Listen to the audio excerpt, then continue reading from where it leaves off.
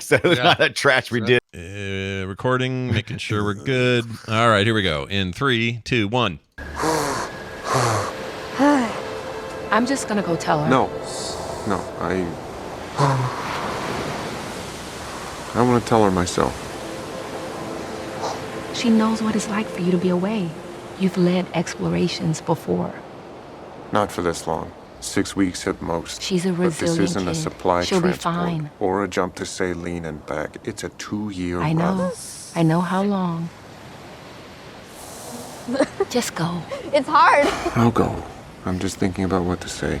Say they're tripling your salary, which is how we can afford to treat her.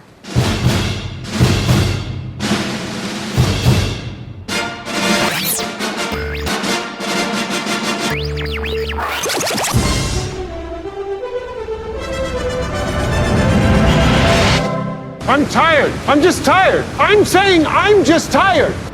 This is Film Sack.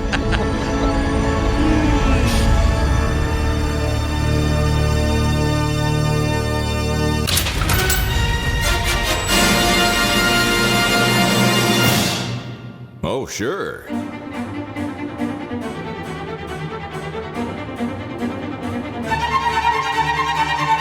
Greetings, hello, and welcome to Film Sack. This is Film Sack, mining the very depths of film entertainment for all mankind, episode 612. I'm Scott Johnson. Also here, Brian, thanks for coming to the audition for our film. You're going to need to do a lot of heavy breathing, Dunaway.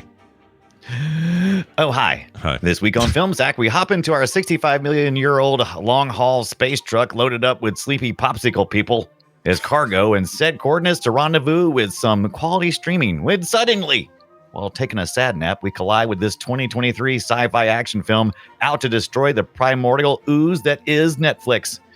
Just going to Sully Sullenberger this thing safely to a water landing? Nope. That's just treetops and rocks. Everybody okay back there? I'm sure they're fine. At least there aren't dinosaurs. Am I right? Hello? Anywho. Okay, kid, it's just you and me. I think I found the escape pod some kilometers away from our crash landing. All we have to do is pour out this space paprika on this metal table and formulate a plan using my giant man hands. Good for whistling, disappointing my wife, and drawing out rudimentary shapes to communicate with people who don't speak American English. The official language of all people, of all time, everywhere. Okay. Yeah. Why are you drawing something in my pile? I don't recall inviting you to the planning meeting, but okay. What the hell is that? That's supposed to be your parents? You're terrible at this. Go sit down. I hope a dinosaur eats you. Randy, I'm going to trust you with our remaining grape-sized grenades. Don't go all 12-year-old girl on me and toss them at the smallest dinosaur you find. Randy, no! Randy, no! I'd like to petition that IMDb start using your first sentence as their film description about long-hauling popsicle people. I just feel like, Think we can convince them? enjoy That, sleeping popsicle people. I'd enjoy that so much more than whatever their description is. Maybe we can kind of talk him into it. You know, you never know. wrong. Get some power in this world. Also with us, Randy, move the mountain already, Jordan. Aloha, Scott, Brian. Randy. Thank you for attending this mandatory one-day training, after which you will be a fully certified space pilot. How cool is that?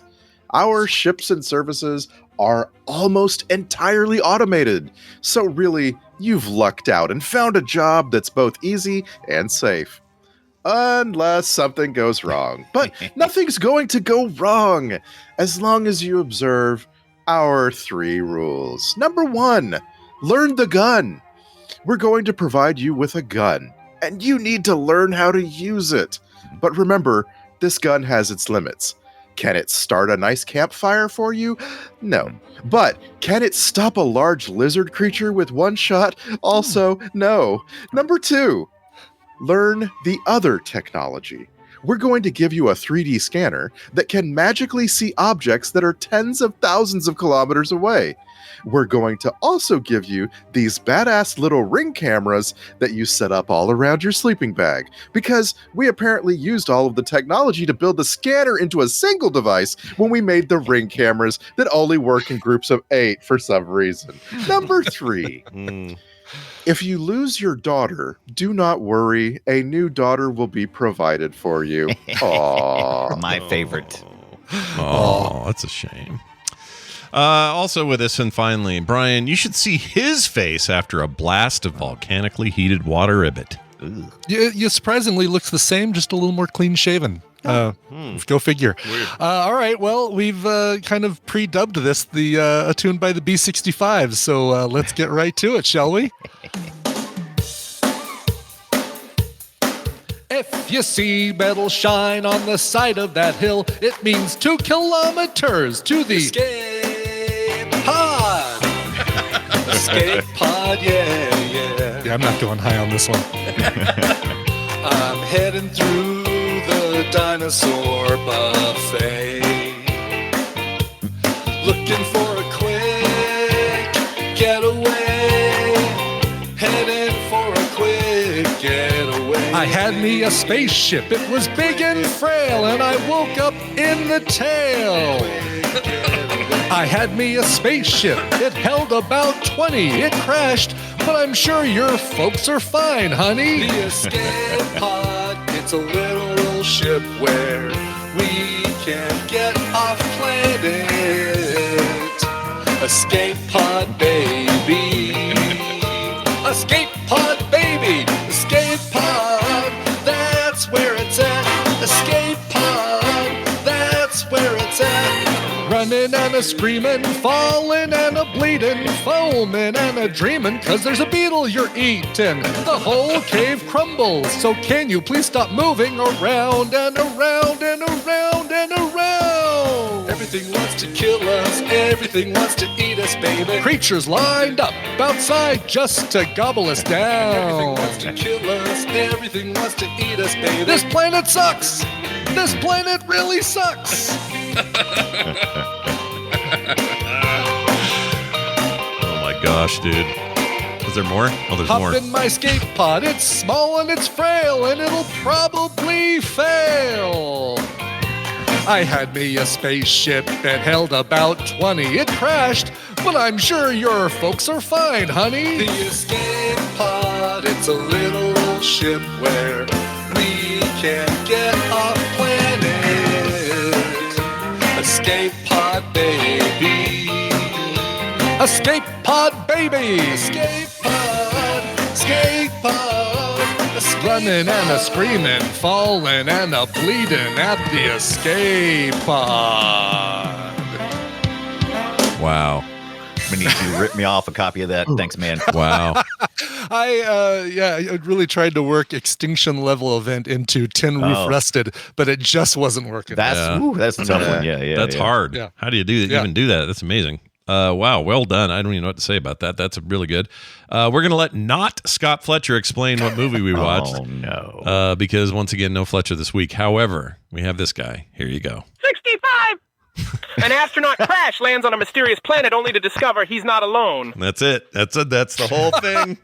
I love it. 65! Which 65! it's Yeah. one of it's not a terrible description of the movie. Like it's pretty right on, I guess. It's Yeah, like it's yes, just accurate. that is, but I feel so betrayed by my expectations for this movie. It's not your fault. The marketing was like that. This movie has a secret, and it's revealed in the first couple of seconds. So it's not really a secret. Yeah. But really, all right, let's say, and that secret is that they're on Earth, right? Is that what you're saying? Yeah. The places that did it right. The Planet of the Apes. Well, you knew and this The Sixth sooner. Sense. You knew it sooner than. Well, you're right. In the first They seconds, put it because in the they said they basically They put it did in the a. introduction. Yeah, they kind of said, "Hey, a faraway place in a long time ago." Kind of Star Wars did a little bit. Yeah. Right. Yeah. But let's say they don't tell you at the beginning that it's Earth. Is a reveal at the end like, oh, they were on Earth the whole time? Does it even matter? Because No. it's The only time you get like a midway secret, there's two secrets. First of all, it's like, okay, so this is an alien and he's on Earth. Okay, so I get that. Okay, and it's almost in a dinosaurs. That's fine too. But then they go, oh, as well, it's the extinction level event. See, you can't say it. You can't sing it. How are you gonna say it or sing it? I could sing it if I could use that voice of not Fletcher. That 65, Right. 65, 65! But that part of it really stung me because I spent the whole first half of the movie going, well, it's called 65, so that means 65 million years ago. As everyone knows, the KT asteroid was 66 million years ago. So this is a million years after all the dinosaurs were killed. And so we should be seeing some really interesting mammals. And that was what my brain did. It just made all those conclusions. Wow. Yeah. And then turns out, no, it's not your fault. Took some. It's funny you say this, though, Randy, because listen to this. The film's dinosaurs went through 100 phases of development. The early concept art showed that scientifically grounded, realistic prehistoric animals and mammals, including herbivores and some other stuff, pre-dinosaur animal distantly related to mammals, this sort of thing. That was the plan. They were going to do Jurassic period. This is like 250 million or 200 million years ago, rather than the late Cretaceous, which is where we're kind of Jurassic Park in this thing. Yeah. And it says ultimately attempts at realism were rejected as fantasy dinosaurs are considered better suited for a science fiction thriller. Yeah. Which I I do agree. like Their the fantasy designs. dinosaurs. Yeah. Their designs are really good. I like the dino designs. It's really hard to make a unique looking dinosaur when we've had so many CGI dinosaurs over the years. The monitor looking lizards with the crazy back legs, that was something. Those freaked me the hell out, if I'm honest. Like them when they were creeping up trying to circle around the girl and all that. They're weird back legs. I don't like that. Yeah. I want to really quickly, before we get off the they were on Earth the whole time thing. Right. What if, and this is kind of this I wrote this down and it's like, no, this would probably be dumb, and it would be dumb, but I just want to get it out there. What if they didn't tell you it was Earth until the very end, and then they showed two more escape pods that survived, and a man and a woman climb out of it and go, well, I guess we got to repopulate this place. That's what I was waiting for the whole time. It's like, they're going to leave something. This is how humanoids, yes. Right. They're going to leave something to say, this is how we started. At least give me that. You've ruined all the other secrets right away. The marketing promises, like the marketing when you're watching the trailers and stuff for this thing was all like, Adam Driver is a future man, and he's somehow or another he's ended up 65 million years. Yeah, they made it past. seem like time travel, didn't they? It made it seem like time travel. Yeah. So you were expecting that, but as soon as you walk through the door at the movie, as soon as the movie starts, like, that's not this at all. This is I've been hornswoggled. Yeah. When you first crank it up, you get this feeling of like, they're going to do this is going to be Adam Driver's Gravity. This is going to be a cool, Interstellar, whatever. One of these movies where Ad Astra. There's another one. These big prestige space movies with a big actor in it. And man, the formulaic freaking formula. Everything is a sci-fi trope you've seen 400 million times ago. And even a non-sci-fi trope. My notes say this is Castaway, but Wilson is a girl. Wilson is a girl. This is like the FedEx plane versus the spaceship with all the people on it. They all die. He's got to use the things. Oh my god! Now that you're saying this, I'm out of tools. His wife, instead of his wife marries someone else while he's gone, his daughter dies while he's gone. Yeah, you know what? Minus the skate in the mouth to get rid of an infected tooth, it's close enough with the girl and the beetle in her mouth, I guess. So there you go. You've basically done. Oh my gosh, it's Castaway. I'm annoyed. Castaway. Randy's been trying to say something. I keep. My note was. Go ahead. I had Scott Beck saying to Brian Woods, "Hey, what if we remade The Revenant and we put it in Jurassic Park?" Okay. And they're like, "No, that's too derivative. Wait, hold on. Let's add a little girl." Okay, put a girl in there. That's it. Everything in this movie in Jurassic Park. Yeah, this movie is definitely derivative of everything you've seen before, and it, to its detriment, because there's. I think the main problem with this movie, after doing some reading, it was the budget. The budget dictated everything in this film, and as a result, they took no risk, including adding a couple of more actors, adding some throwaway characters that we could kill along the way, because we had two characters in this film. This is partly because of budget. We just wanted to keep it very, light, simple, and just, two characters on a journey. Problem is, neither one of them can die. Either one of them dies, the movie's over. So they can't die. So there's no risk of danger. It's another Joel and Ellie got to survive and find the thing kind of deal. It's like, so I'm like, kid. Go ahead, Randy. Oh, we lost him. Do we lose him? Oh no. Oh. Oh, there he is. He's back. Sorry about that. So the feeling is that if Koa dies, then Adam Driver kills himself, goes back. Yeah, to he has no killing himself? motivation. Yeah, he has no motivation to escape. I mean, let's face it. He was going to kill himself earlier. How would he be able to? How would he be able to go against dinosaurs? He wouldn't. He'd just quit. He'd be like, "Oh, just eat me. Just forget it. Yeah. Eat me. I'm done." Eat me. And I'm if she done. and he hasn't trained her on anything, No. so she has no ways to get out of there. She doesn't know how to find the ship. She doesn't know how did. to She escape, made a so- poison berry stabber unit to get the eyeball. yeah. That was That kinda was cool. That Yeah. was way cool. but they Although it definitely didn't need each actually other. kill the dinosaur. What killed it was another blast of the heat that melted all its face off. Yeah, and Tina and I were looking at each other like, okay, well, why did the second blast then have a nice little think he heat effect stopped- on it? He stopped 'Cause short. she dug a hole. It's where the eye used to be. Right. so the hot water could get in. Yeah, I but think- but you're not wrong. Like when he got in there, Yeah, the I first think time it must blasts have. him, he's like unaffected by it. Yeah, he I must thought have that's held because he back or stopped something. short. Yeah, I thought really? I thought he Okay. stopped short, like just maybe he barely. did. His but silhouette's it's like not this. great. It's short, Jerry. It's not Yeah. well done. Okay. No. Like No. like it doesn't immediately make No. you go, oh, it stopped short. Like No, you have even to kind of close. fill that piece in, and it's kind of Yeah, annoying. and I'm also going to say a bunch of little mines that activate when you put pressure on them. Keeping them in a little bag in your pocket feels like the worst way to Right. store those things. Yeah. Or giving them Keeping to a them in a bag in 12-year-old. your pocket while you're climbing trees. Like, exactly, just like- and falling on the ground. It's like, okay, well, that Yeah, those left a little. They left a little. Maybe, logic maybe at there the was door. some kind of trigger where it only can go off if it gets so far away from the bodily thing you're wearing. But maybe so. it needs a fingerprint or something. I don't know. Maybe. Yeah. like that's a good example of what I don't want a movie to do, which is make me try to think through justifying your nonsense. And this movie was just chock full of it. I want to ask you guys, could we sack Monster Hunter sometime? Sure. Would you do Look, that? I would Yeah, love I'd to do sack that. Monster Hunter. I've That's the never one. seen it. That's the one Okay. based on the video game, right? Yeah. Yeah, I think so. Mia Jovovich. Yeah, I love her, so I would- Is that the one where you put in CDs and it creates brand new monsters based on your That's the one. CDs? That's the one. Nailed it. Yeah.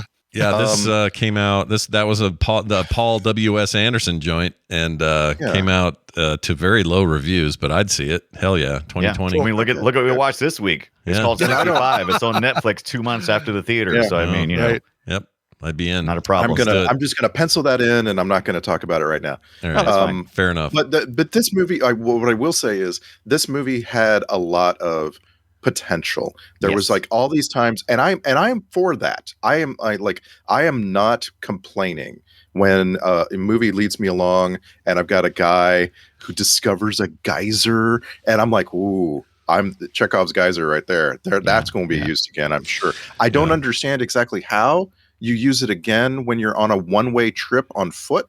Everything but is a Chekhov's it's in fine. this. Everything's a Well, Chekhov's you gun in just this movie. you in this just movie. recognize, oh, that's what that's what a geyser geyser looks hole like. looks like. Yeah. Exactly. The sound it makes right before it explodes. Sure, Exactly. that's fine. yeah, nice Yeah. timing too, because They did a lot of that. There was a lot of that in this movie. This movie, like Randy said, has got a lot of potential, but they didn't take any risk, and you can really feel it in the budget area because they really just had to have this point A to point B to C. Just you had to hit the Jurassic greatest hits. You had to The fall dinosaurs in. literally get bigger as you go. Yeah, they Yeah. get bigger. You Yeah. got to land in the quicksand. Because you gotta know come what you across got the here. tar pits. Here's what you gotta got. run- You've got the basis of a good sci-fi story. You have great actors like Adam Driver and Ariana Greenblatt. She's a good actor kid coming up in the world. By the way, you just saw her in Barbie. She's In the Barbie, yeah. rebellious daughter. Human daughter Barbie. She is the she is daughter, she is Barbie. one of the Daughter very and Barbie. one of the very few actors in the world of any age or gender who is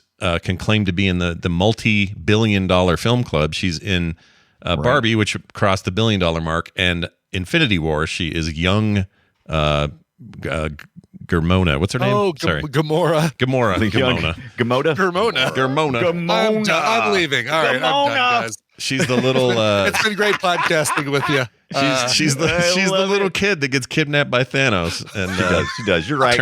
turned in. You know what? They turned ruined into this- Gamona. Yeah, sorry. They ruined Ramona. they ruined our potential to actually enjoy the role though, because they made her.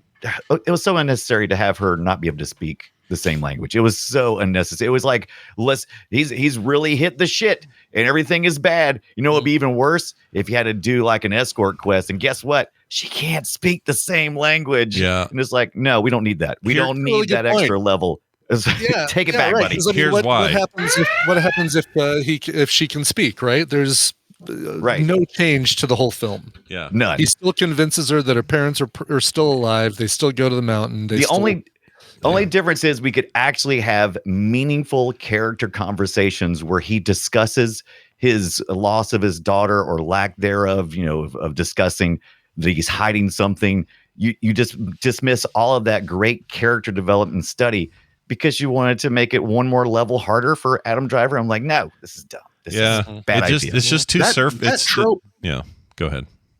that trope can be the point of the movie. There Can are be, right. obviously great movies where that trope is at the heart of what you feel while you're watching the movie. Enemy Mine. Arrival, Yeah. or Rival. Enemy Mine, perfect example. Yeah, Enemy Mine is where great for it's that. it's at the heart of what you're seeing is that language barrier. And like then there's other movies where it's like the language barrier is played for laughs, right? Rush Hour, right? Yeah. Right. And that's great. It's really like it's not a terrible thing. In Love Actually, there's this whole subplot where there's a language barrier between two characters, and it's funny. Right. But this is like nothing hinges on it, and it's never funny, and it ends up giving them no grief. Like they really don't have a problem that comes from the language barrier. It's just a fact of the movie. It's like that Groot. need to happen. Groot's this trope, and it works because all he can say is "I am Groot," and you have to suss that out. And also, it's funny that Rocket knows exactly what Groot means all the time. I think Rocket's lying. Well, maybe. I think Rocket's Either way, though, it works for the audience. Their names right. Yeah, that's true. Right. But the only thing that you could argue that is a positive is it truly makes Adam Driver's character feel like he's alone, even though he's not, because he needs motivation to move along. But that's just so weak. That's I not a just good thought of reason. the best one. We're so dumb. Fifth Element's the best example of this. Oh yeah, Multipass. Lulu. Yeah, multipass, and she can't say shit, and he can't understand her, but somehow it works. Like we want that in there. That's a crucial part of the way that thing plays. This felt like so tacked on, so no reason, so just so irrelevant. Yeah, they just never. I don't know. It's a weird thing to not have that work. Like what made it not work? I don't even know. It just didn't. Yeah, like I said, it's another level of complexity where we couldn't explore the character's main reason for doing everything. His whole motivation was to save his daughter, and here he's got a surrogate that he's got to save. He's got all that leftover daddy energy he didn't get to use with his own daughter. And he gets to do it here. Daddy energy. Yeah. big Right. dad energy. And so didn't get to use it, and so he's gonna get to use it. Yay! Yeah, and there's Can I this have another concept. trope alert on that. Yeah, I'll do it. That's called The Lost Lenore. It's, it's from Edgar Allan Poe's The Raven. Okay. And boy, that trope gets tired. You have it just does. Like I like the minute that we found out he was going away for longer than he ever had before, and he needed to have a moment with his daughter. I'm like, that girl's gonna die. He's gonna find a replacement girl. Like there was just like no doubt in my mind. Well, we don't know if she's dead. We just know he hasn't seen her, right? Like he's. No, we know. Well, we know she's dead. She's dead. She slips away. Video. Mom says she Oh, slips away I quietly. forgot that even happened. Which was bullshit. Yeah. He should have felt so much more guilty. His guilt wasn't high enough for me. I think that's why it needed didn't his land guilt on me. Yeah. Yeah, I needed his guilt to be like huge. I needed a point where it him should have crushed him. Yeah. I wanted him and this new girl. I wanted him to be in a place where he had to make that promise again to this little girl. I'm going to be right. I'm just going away for just a minute. I'll be right back. And then something bad happens, just so he has to just like double crush, but it never happens. He just, They never really said what was wrong with her, but it just felt like she had the old asthma. West. She had the old West consumption or something, and I felt of, so yeah, stupid. right. I'm like, okay, so you can cryogenically freeze people and travel across the galaxies, but you can't solve this little thing. All right. Yeah, all right. it so didn't seem can we- right to me. With the technology they had, I mean, they got tricorders that can submerge in 40 feet of mud and water and still work after. And, I don't know. Some of that stuff just real hand wavy in a way that felt insulting. Not normal hand waving where I'm just like, oh, they just don't know better, or this isn't a brilliant director, or this writer didn't know how to solve this issue. This just felt like really base level hand wave.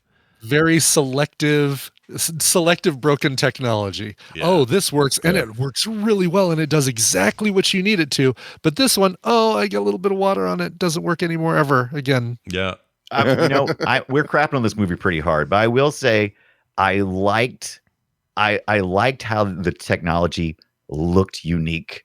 I like how it was shot. Oh my God, it was really shot really well. Everything except the it's like caves. The caves look like Star Trek caves. They were bad. Yeah, I didn't like the cave scenes were terrible. The floors are perfectly flat, and the rocks are like There paper mache into the floor. There may as well have been a Horta in there and Spock yelling pain, you know? Right. I was waiting, is there a sleeve stack here as well? Well, that's why I thought so many times I thought about Lost World, that kind of stuff. I thought so much about that. Land of the Lost. Oh God, I felt that so hard. The killer shot, and I think they did use it in the trailer, is the one of him standing in the cave with the rain and then the lightning flash, and you see the outline of the Omniraptor, Oviraptor behind him. And I think that is like, that's a great shot. That was cool. I think that was a T-Rex. I thought it was a T-Rex as well, but I can't say. Well, it was a big so giant. fast. None of these dinosaurs seem to adhere to actual ones. I'm not sure. Which I liked. I mean, I'm okay with it. It's just that like those monitor lizard looking things definitely don't look like anything I've seen before. Right. Yeah, the Oviraptor were the smaller ones that she uses her magical testicle balls. Her magical hollow log. God, I couldn't believe she did that. She threw them all. I'm like, don't throw them all, just one. You only need one. Fine. You only need one. Right. This thing cut into a mountain, for hell's sakes. You don't need to throw all 50 of them in that broken up shouldn't give it to the stupid kid. Yeah, it is a T-Rex. Yes, it is a T-Rex. Okay, it wasn't. It wasn't typical though. It's something about it. Like you said, it's a stylized. That's what I liked about it. It was it did not look like a Jurassic Park T-Rex. It kind of did, but lots of them look different. Yeah. I want to follow your lead here, Dunaway, because think a trope that's really tired that I always like is the race against the clock, where I know the entire movie, I'm going to get to see them escape while that massive asteroid is plowing into the earth. Yeah. I like it. I thrilled to that. Isn't it a little weird though? Isn't it a little weird? It's like, hey, boy, your timing couldn't have been better about when you crashed, when you finally got to leave, and positionally, that rock hit exactly where your ship was. The chances of this happening are literally astronomical. Right. Yeah.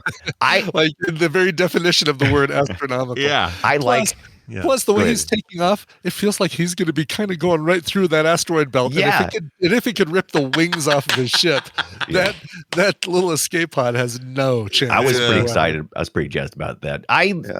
I like that though. I was waiting for it the whole time, like Randy said. And when they finally took off, I expected all that stuff. Like, you're just going to barely escape and things are going to be blowing up behind you. And it's going to like push you a little bit further along. And I was looking forward to that. Did you think that, did you stick around during the credits at all? Did anybody? There wasn't a stinger. The credits. I didn't see anything. It wasn't a stinger, but it was, at the end, they showed the place where the impact happened. And they show it slowly over time during the credits. It heals. And then there's a city there. Right. I understand why they think that's a cool concept. Right. It's just it's not earned and it doesn't need to happen. Like, you mean the Earth survived and we had cities later? Well, of course we know that. So unnecessary. I don't know how. I already knew the ending of this particular story. I mean, it may have been in on the joke. It may have been cheap overlay art and stuff and not that big a deal for them, but I just felt like such a waste to me. I was like, what are you guys doing? Yes. Why There definitely wasn't a reveal. Like, maybe at one point in time they had shot it because they were like, and they had it rendered or whatever, because like they weren't going to introduce that in the intro text. Maybe because that's the only reason why we know on Earth is because in the opening it says it. But maybe they were still considering it at that point in time, going, well, maybe not. Don't know. How do you make that work? I know we're coming back to something we talked about at the beginning, but how do you make it work? Do you because once people see the dinosaurs, they're kind of like, oh, those look like every picture, or they look similar to every picture of a dinosaur I've ever seen. I wonder if he's on Earth. And maybe you don't show the weird other planetly looking stuff that he's on, and you make everyone think that he's just in the future, but then you run into the problem of like, while he was asleep, the stupidest AI ship's computer in the world somehow send him through a wormhole. I mean, instead of sending maybe him we directly were- into a really- meteor shower. or They asteroid really belt. missed out on any conversation that people would have about this movie, which would give it a really good boost for a second week out in the theaters, because there's nothing really worth having conversation other than the what if situations, which is what this movie is all based around. It's like, what if, a human was around during dinosaurs and they had technology? Yeah, so somebody that's was the already only conversation advanced. going on. The problem I have is there are other movies that have done that extremely well. So how do you do it in their shadow? I would think of like Planet of the Apes, and even though it's old, that's so good. and when he's out there pounding the earth, and but damn you all what to Planet hell. Apes does, what Planet Apes does correctly is it takes the social fears of the time and it applies it to the movie. We could have applied AI fear in this movie in some form or fashion that would have furthered conversation, but there's no controversy at all. It's just Adam Driver trying to escape. It's and, pure, there's really pure pulpy survival. That's all it is. Yeah, that's it. It's just like, hey, And we does we not are need to be Earth. They No. could have made those creatures anything, and they, maybe it would have been easier if they didn't feel like they needed to adhere to at least an 80% dinosaur blueprint. They could have made them anything. No, And you're absolutely right. Like they took a premise that's actually interesting. Of like, what if there were intelligent life enough that they were exploring the stars, they were human in appearance and everything else, they were like us, but it was 65 million years ago, and you just take that premise and then you say, well, that's the premise. Enjoy this movie that isn't really taking advantage of the premise at all. There's nothing wrong with this movie, in my opinion, other than they made a movie for $45 million and they had expectations of what it would do. Is that all it was? Jeez. Yeah, well, that's because they got a bunch of tax write-offs. But it was only 45, and that's actually, if I was making this story and I was casting these actors and I was trying to do what they were trying to do here, I would have went like half of that in my budget, because I think in that because then they could have made their money and it would have been more. I would have been like, oh yeah, but they're what they were trying to sell us ends up being something short. I think that's what that's like middle of the road indie prices almost. Like that's not bad. Which is what this should be. This should yeah. I'm surprised. But then if you do that, I mean, the fact that the Earth is the big selling point. The movie's called 65. What do you have to then add something beyond he's lost his daughter, he needs this surrogate daughter. There needs to be some other element that's like, oh, I've never seen that in a film before, because you take out the Earth, the fact that this is Earth, unnecessary. Earth. And there's nothing else that we haven't seen before. Right. And there's nothing we haven't seen before either. Yeah, it's a creature escape film. It's like buying a box of. that's It's like somebody bought a bucket of Legos and they just said, "Well, let's make what we've all seen before. Here you go." You recast this. You cut the budget in half. You go down with the visual effects. You sell this to Sci-Fi, and this is a perfectly Sci-Fi movie. I mean, it does plot wise. It fits right in there. You're not wrong. Yeah, but spend the extra money. This is actually really good CGI in a time when a lot of businesses or a lot of movies are going the opposite. They're not getting the bang for the buck for the CGI, and this is really good CGI. It's real good, yeah. It's real good, but also we're in a time where that stuff is Sony, also right? cheaper. It's cheaper and faster, and you don't have to. But that's the problem. It's cheaper and faster, but what happens is the work being done is not as good. People are complaining about it a lot. You're seeing a lot CGI not looking as good. Sure. Because we've reached this point where we're no longer willing to pay for it, and so we're getting what we get. They're overworking all these people. Yeah, they're getting overworked, and those people are putting. There's a great interview with a visual artist or visual effects artist. I cannot remember where I saw this. Probably YouTube, but he was saying, a lot of people think they're seeing a drop in quality on CG, and what they're actually seeing is people half-assing a little bit because they're not getting paid enough. Providing what they're, it's like, oh, you know what? I'm not going to kill myself for wages that are way too low. I'm not going to work, I'm not going to lose my family working, ungodly amounts of hours. So no, that's exactly it. They're just putting out whatever the basic requirement was, and then walking away from these projects. And then oftentimes they're not, studios are paying under what they promised. It's all just weird right now. All that stuff's kind of in this particular movie, what they used to sort of mask all of the not imperfections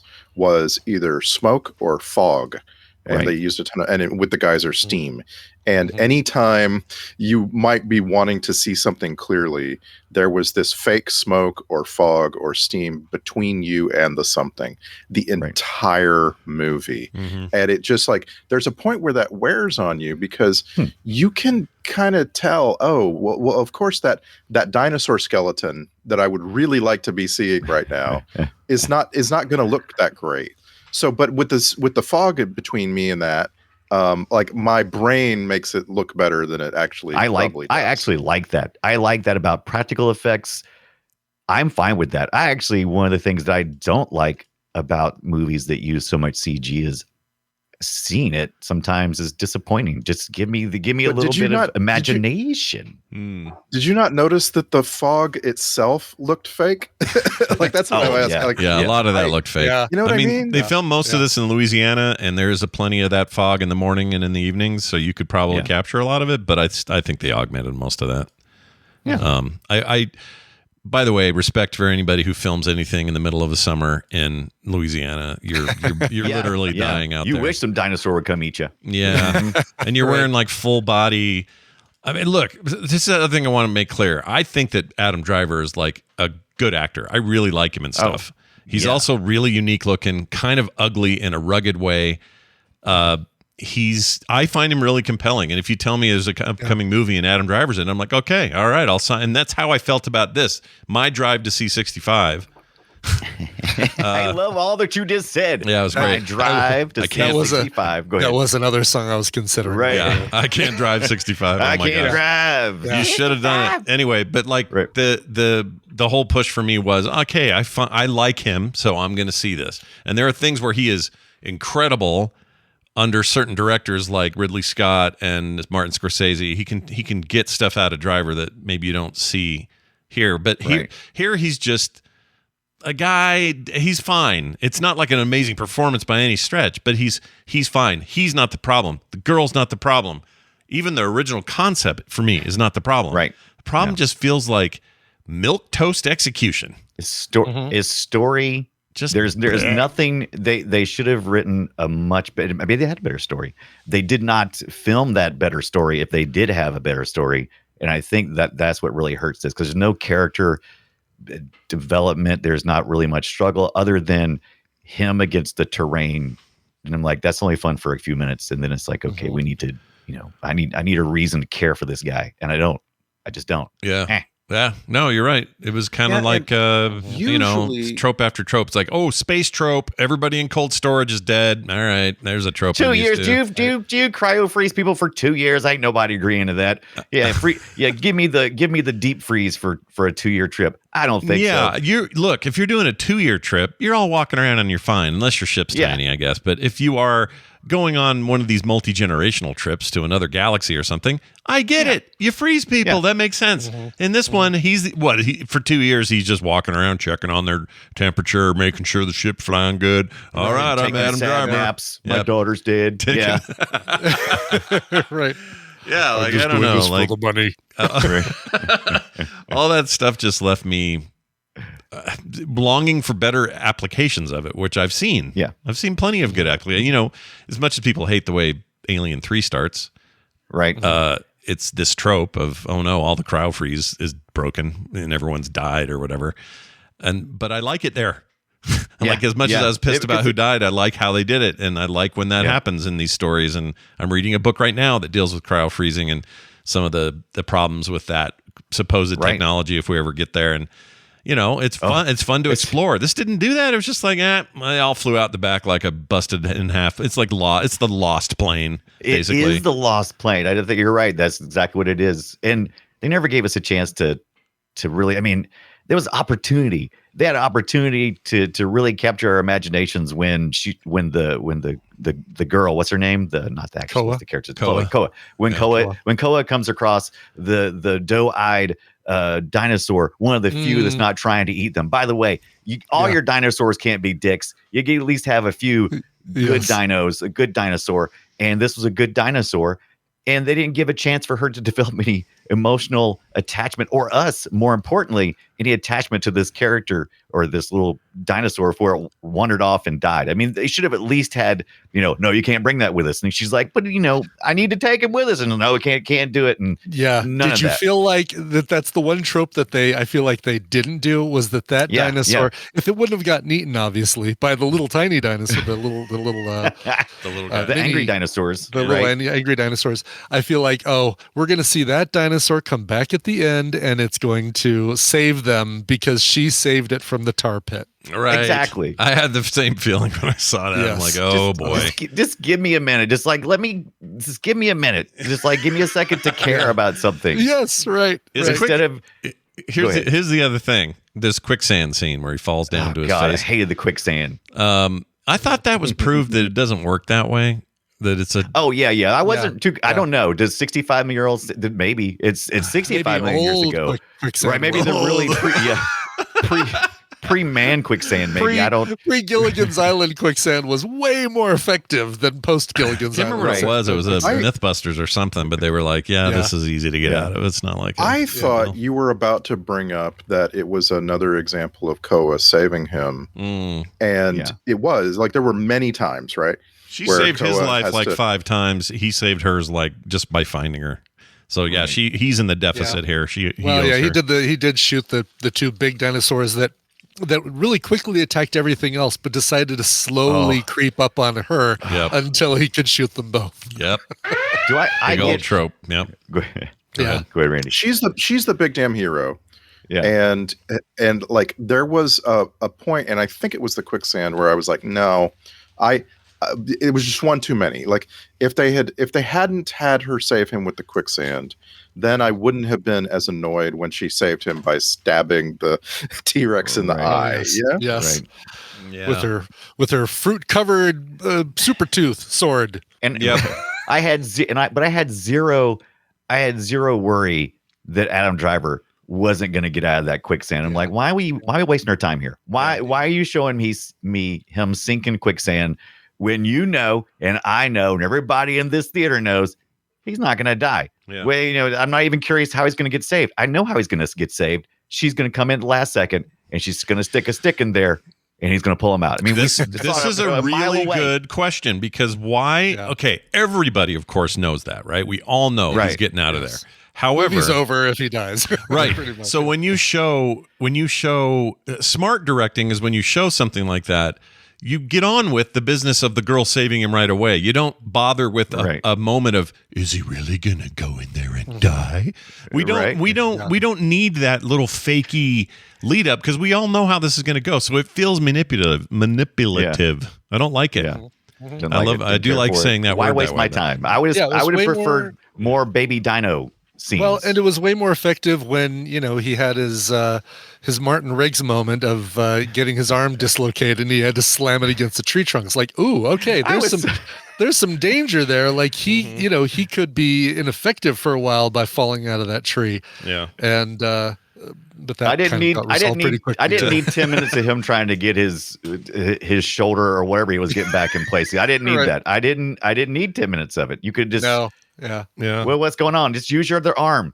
You got a gun. Use your left arm. Maybe it was Maybe it's because you got to pad it out and not end the movie too quick. Because a lot of that it's already short. It's already 90 minutes. Yeah, they really they had to stretch things to make it fit the minimum for emotion, a non-short film. Yes, feature length required that. That's the reason why I knew whenever you see that short time, you're like, oh yeah.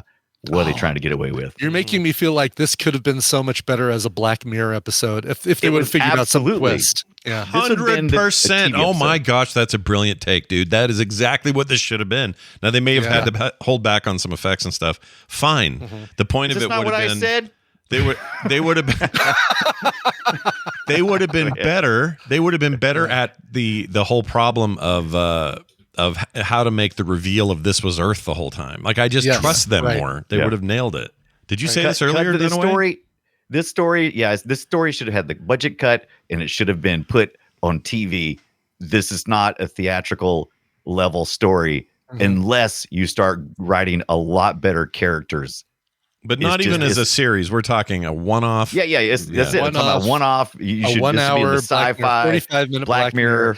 Yeah. And here's how you do it. This is exactly how you do it. You do the crash. You do the he's on his plane. He's trying to help his daughter. He crash lands. You get the levels of creature that don't immediately give away that they're dinosaurs. You get these other creatures like the beetle and the little lizardy things that maybe it's a little dinosaur, but no, I don't know. And then at the very end, you see the meteor, the extinction level event coming, the asteroids coming, and then maybe it pans out and you realize he's on Earth or something. But then you do your reveals like, oh my God, he's on Earth. That's great. Maybe then you get the T-Rex or something. And you don't even have to have the girl do this story with a guy on his own. Right. And have him not even make it off. Have him die. Like, have the big reveal at the end, like, oh my gosh, it is Earth. It is that long ago. Yeah, and that's what you would want. Yeah. You'd want his dead carcass. Then you want to fast forward to 2023 with some digger digging and finding an escape pod or something. What's this little ball? No, here's what you do. He finds one of those little morph balls, and then it explodes in his hand and kills that guy.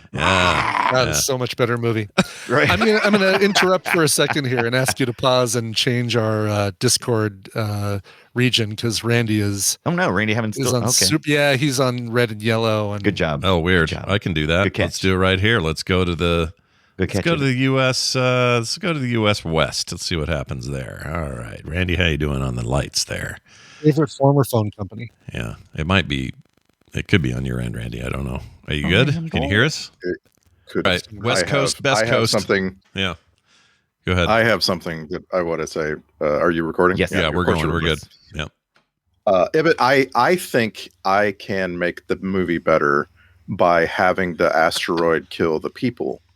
And what I'm imagining is that at the end of the movie, they've made it to the pod, right? Mm-hmm. And then some dinosaurs knock it down. And instead of it being upside down and the dinosaurs knock it right side up, the opposite, right? So the opposite of that happens, and they realize they can't escape.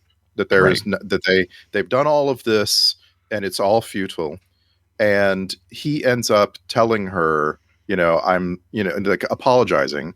And they embrace, and then the KT asteroid erases all evidence that they were over there.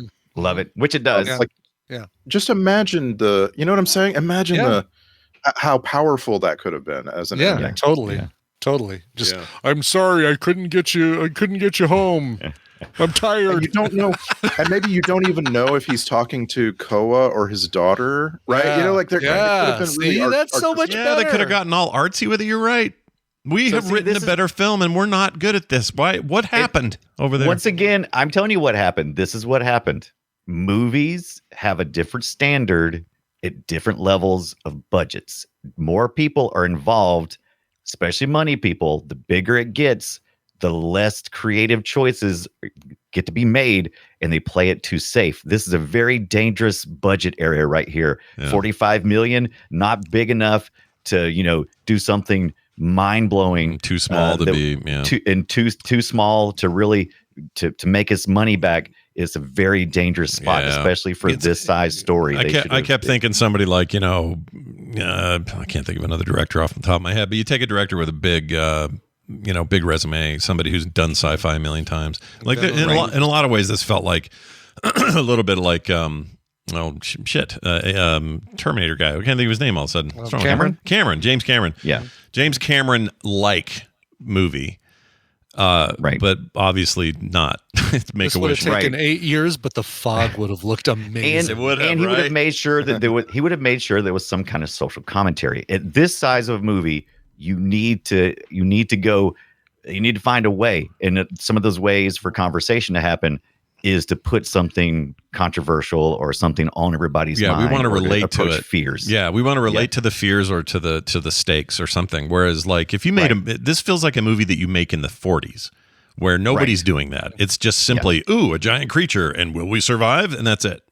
Yeah, and this is that. And so, in some ways, it could be a fun throwback, but that's not how it's played. No, they didn't play it retro like that. They didn't play it retro big or nothing. They just went down. Like I said, money was the biggest problem in this one, and you could tell right away because they were filming. They were trying to get under a certain point, and they just couldn't do it. They were filming at places that were giving huge tax breaks. Everything they could do to trim some money off. They knew this was going to be tight, and they just couldn't get it pulled off. Now, what do you think I found? Gross. What do you think it was? I think I've got it, and I don't think it's It's not the bug. No, the bug in the mouth, because it's a fake effect. I think it's Don't care. Adam Driver putting his gross hands against his mouth to make the because the hand horns. Those hands have been in some pretty disgusting places, and he has not had like a thing to wash them off with. I will give you second place on that. You're very close. Okay. All right. Because I also thought of that. Also, when he put his hand over her mouth when she was screaming. Oh, yes. He had just finished, killing a bug on his neck. Yes, right. And those bugs were fake, of course. Able But to wipe it off on a tree trunk and get more crap on it. yeah. Oh man, was we watching Caveman? Because everything was like. Yeah. Every trope they could hit, or the past is steamy and hot and sticky. Yeah. Everybody knows that. Oh yeah, hell yeah. Oozy. Your hands get covered in tar, and then you somehow magically find the laundromat river. Okay. Oh yes, the old cleanup river. One of the texts that I really liked in this, and I'd like to see it approached in more movies, is I really liked that little canteen thing he had that would identify whether or not it was potable water, where they could drink it, the water, or if the berries were edible. I like that. That was cool. pretty cool. Yeah, that was cool. Yeah. That's the kind of tech I want to see from somebody who's way advanced. All right. Well, the thing that grossed me out, it turns out Dunaway and I agree that even though it was fake, that bug thing in her mouth really really grossed was. me out. Okay. Yeah. All right. You know why? I think it's because you had all that foamy business. business, but also there is a apparatus of some physical type in her mouth. Yeah. Some of it's CG, but she's got a little object in there, and just having to sit there and deal with it, and just everything about that. Gross. I didn't understand how he pulled that out either. I didn't understand what he was doing. It was really like a scalpel, but No, he grabs one of the Ring cameras and he breaks off the light antenna piece. I don't get it. He electrocutes it, and it's like a tick where you heat it up and the tick crawls out. This is like you electrocute the beetle. This beetle he's never seen before, but he's figured out what'll get it out of her mouth. And then it explodes deeper into her mouth. And then it explodes for some reason, right? Which didn't make any sense to me. So they once again the tech around it's kind of dumb, but the concept of that happening in the middle of the night when you're out camped in the woods gives me the willy shits. I do not like that. The willy shits. Don't like it. This movie is though. What this movie is a movie that you can turn on a Saturday afternoon and clean up, and occasionally look over and go, "Oh, what's Adam Driver doing? Oh, that's kind of cool." And then go back to doing your stuff. This is great Saturday afternoon. Yeah, I think that's where this kind of lives at. I'd put on any of the other movies that we talked about. Fifth Element, or but just about anything else that we've mentioned. Right. Yeah. There's better versions of this, but you're right. If we're not living in 2023, the year is 1989. This is the movie that's on, and you don't control what's on when it's on. Then you're right. Knock yourself out. Yeah, right. Enjoy it. Randy, go ahead. I always want to ask though, is it a case for a movie that its best situation is you not really watching it? I don't know. It's just always it always strikes me when you're like, you know what, this movie's perfectly fine if you just have it on in the other room. Well, then no, I don't think it's perfectly fine. I think that is perfectly fine, because I think you found a way to make use of something that's otherwise trash. And so this movie, it has moments that you can enjoy. There's moments where it's like, oh, that's pretty cool scene. I like that. And the music is good. And I like to occasionally hear Adam Driver, try to communicate with this girl that can't understand him. So I think, what else are you going to do with it? I mean, just throw it away and go, no, I'm not even turning this movie on. There's no sense in it, because it's fine for noise. Exactly. Yeah. I mean, I think if Martin Scorsese has a problem with people, or I guess it was David Lynch saying people shouldn't be watching movies on their phones. Yeah. I can't even imagine what he'd think of us saying, this is a good movie, just put on the background while you're doing other things. Yeah. As movies go, it makes a great listen. Okay. It does. You'd be shocked. I live with an individual who does just that, and it's kind of infuriates me. But I found a way to individual accept it because you know me. I'm the kind of guy that goes into a movie and goes, "Everybody, shut up! Turn your phones off. Yeah. This is an experience. Yeah, you you're guys focused. are about to experience something." And we're going to watch it on a screen that is appropriate. We're going to turn the audio to an appropriate level, and we're going to eliminate distractions. Now, I live with somebody who's constantly going, I want to watch a good movie. Do you? No, you don't. You want to listen to a good movie or a movie that is. I like that you refer to this I- person as an individual, like it's a court case or something. Like you're- Right. Well, if I ever need to, if I ever need to deny that I was talking about this particular individual, then I can. I live with subject number 2. Right. Exactly. Exhibit A, the remote control for That's the TV. right. So I would she's say very this much is into that. the alternate of that. I think this is a good movie to watch on Fandango's movie clips.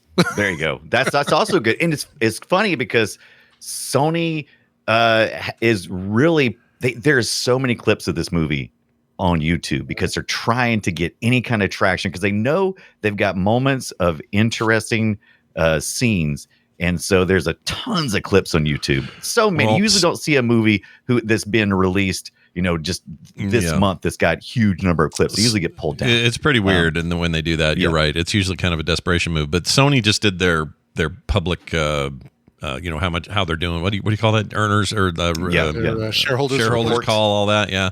And they were way down kind of across the board. Although PlayStation side's pretty strong, but their film side really tanked it this year with one exception, and that was Spider-Verse 2. Spider-Verse, which is fantastic. Everything else did not come up to expectation, and this is one of their big ones. Didn't Sony use that? I think they also used their animation department for the special effects. I need to go back and look at this. I was thinking that's what, because I was like, man, they're really killing it because Maybe this they is did. good special effects. In No idea. I mean, in this case, they're just the studio. I don't know if they're actually in production, if their production companies are involved or not, but a lot of times that isn't the case. But they did not do well, and this movie is like chief among those, like, big star attached things that just flopped. Can Adam Driver draw enough people at a movie theater by himself, essentially? If it's a good movie, yes. I think so. Can he though? I think he's had a couple of I think he's been the main star of several films that have kind of Well, like what? I can't think of any right now. What was I've seen a list. I was going through it yesterday. Like stuff like he would like if you throw him in like a Star Wars movie, that's already going to make movie. That's going to make movie money. Yeah, he's just one of many in that case. He's not really right. But it's like, does he have the star Marriage power? Story or I think he does. I think Marriage Story was big. Last Duel was big. Last Duel was not a success, though, was it? Well, but I don't think he cares. I don't think he's that kind of actor. Care. I'm talking about the money people when they go, how much money we give him to this movie, and they go, Adam Driver's your star, and they go, 45 million. Yeah, but that's what I'm saying is for that like kind of movie, he's right in the range of what you would expect money wise, I guess. But I don't know. I'm not finding anything where he's the main star though. Even those movies I mentioned, he's not the main star. Oh yeah, he's the main one in what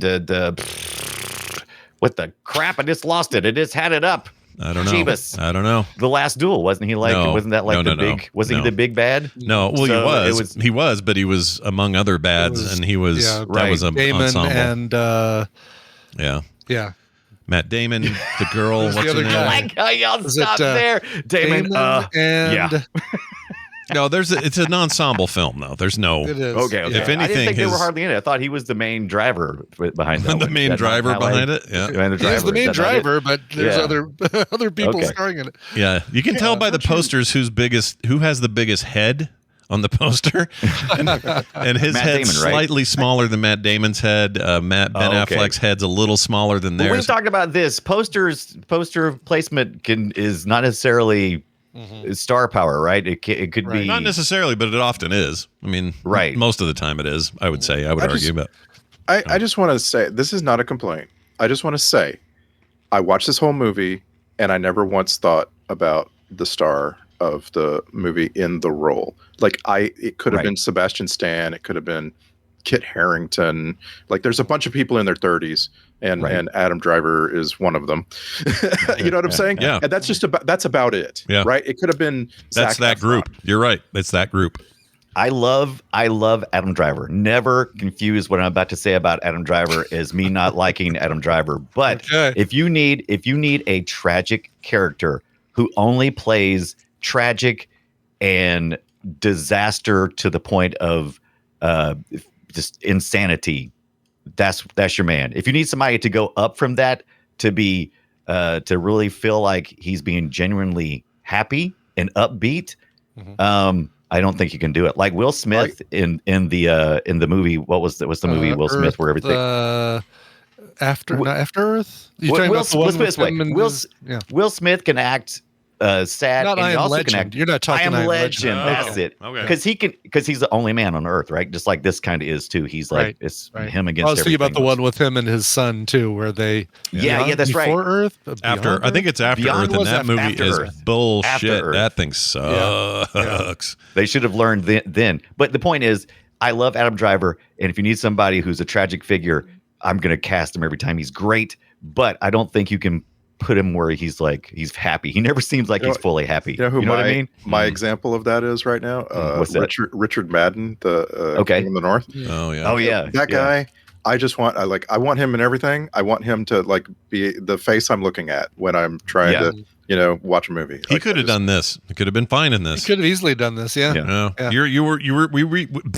Bodyguard was so good. We are definitely in that zone of actors we're talking about that would have all worked fine in this. He'll go on. He's probably off to do the next prestige film, right? This is what Adam Driver's trajectory is. What? I'm asking the question: what if some of those guys turned this down? Like, maybe. I don't know. Might have been. Trivia doesn't say. I wish This feels like first pick to me. I could be wrong. It feels like I think so too. I think this is a movie where the filmmakers get to have their choice of these people. I'm just saying maybe they talked to Sebastian Stan and he was like, no, I have other things to do. I got other stuff. I had Adam Driver's back. You know what's funny is I did a thing I regret, and I'd like to tell you guys what it was. I regret doing this. Okay. During this movie, I was like, "Oh, it's that girl from Barbie. She's really up and coming. It's awesome. Look at her killing it and doing all these big roles and $2 billion movies and all this." And I go look her up, and there's a link to her Instagram. I'm like, "Oh, let's see what this kid's up to. She's probably a fun kid, out there, whatever." I get over there. It's all like booby shots, and she's super they over sexualizing. She's her, one of the. Well, she's doing it herself. It's her own account. Okay.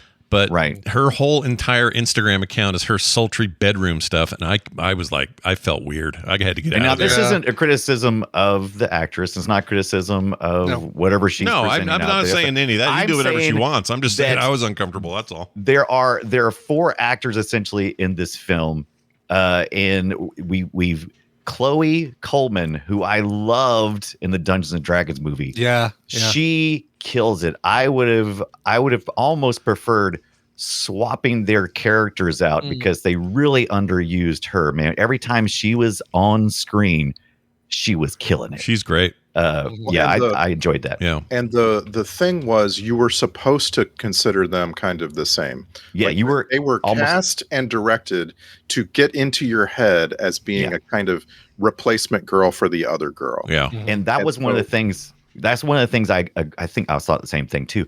One of the things they didn't do is they did not cheaply play with our emotions, which they should have. They should have made us. They should have only showed us Chloe Coleman in the beginning of the movie, so that by the time we were near the end of the movie, we've almost forgotten what she looked like.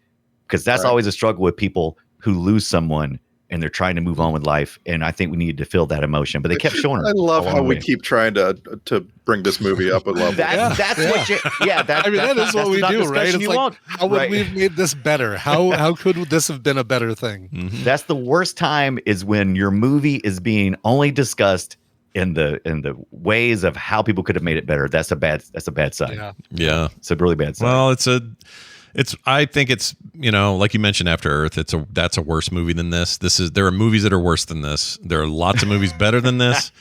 I would say to our listeners, many of you have already watched it, but if you're considering it, it's probably worth a watch. It's 90 minutes. You'll get through it, but you'll understand where we're coming from, and you'll see why the movie begs for better ideas. Like the whole way through, you're like, "That's okay. What you did there is real basic. Here's what you could have done." Yeah, that happened to me constantly watching this, and already on this episode, we've come up with like 8 new ways to film this movie. You'll feel that way too, but I think it's worth your time. This isn't like retrograde where we would not like you to watch it. Yeah, yeah. It's okay. I love that you don't want me to watch Retrograde. I'm going to argue just the opposite. Retrograde sucks. I like Misery Loves Company. Come on in, watch the Retrograde with me, so we can both If we go. had to sit through it, you have to sit through That's it. right. Basically. That's right. I'm kind of more like the person who comes around and goes, "Oh, smell this," because I want you to also experience what I just experienced. Does this smell spoiled to you? Right. Yeah. Put that right in front of their face, under their nose, like this movie. Yeah, yogurt sodas. And at 65. Well, I don't know why it started playing again. Sorry. Yogurt soda is best experienced as a group. That's right. Yeah, that's right. So is Malort. Yeah. Oh my gosh. Whoa, no. Yes, that's it. I don't want to compare this movie to Malort. Like it's not just because it's not uniformly bad. Like you know what I'm saying? It's not. No, I think I'm more comparing Retrograde to Malort. Honestly, Okay. That's where that spun off from. Okay, thank you. If we had to watch it, you have to watch it. If I have to taste this Malort, you have to. Okay, taste what what alcoholic beverage is this then? What this movie? Definitely wow. a Zima. Definitely a Zima. Yeah. Oh no, Zima's great. Shut up about Zima. Brian No, Zima, yeah. Zima's not great. Smirnoff Zima's Ice. fine. This is Smirnoff Ice. Okay. Anyone else? What I else was you going got? to say this movie is Campari. This movie is like this is like, why did they do this? I don't understand why this exists. But now that I've had 2 different glasses of Campari, I'm gonna okay, all right, let's have another. Surprisingly, I don't think I've ever had Campari. Have you ever had a Negroni? Why do you keep saying words that don't mean anything? I don't know what these words mean. No, but I loved her in. Let me see. What's in a Negroni? I might have had a Negroni. Negroni is gin, Campari, and bitters, and not bitters, vermouth. Sorry, Vermouth, and sweet vermouth specifically.